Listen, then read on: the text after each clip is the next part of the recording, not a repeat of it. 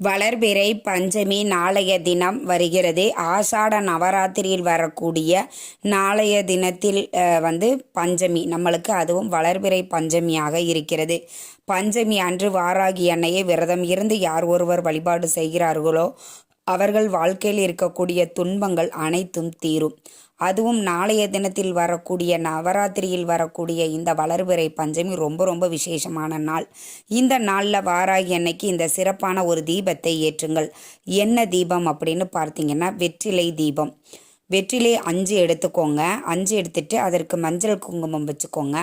அதற்கு நடுவில் அகல் விளக்கே 5 முகம் கொண்ட விளக்கு இருக்குது இல்லைங்களா, அந்த விளக்கு வாங்கி அதில் இலுப்பை எண்ணெய் ஊற்றி சிகப்பு திரி போட்டு ஏற்றுங்கள். நாளைய தினத்தில் இந்த தீபத்தை ஏற்றி வழிபாடு செய்யும் போது வாராகி அன்னைக்கிட்ட நம்ம என்ன வேண்டிக்கிறோமோ அது அப்படியே நம்மளுக்கு கை மேலே பலன் கிடைக்கும். அதனால் நாளைய தினத்தில் வரக்கூடிய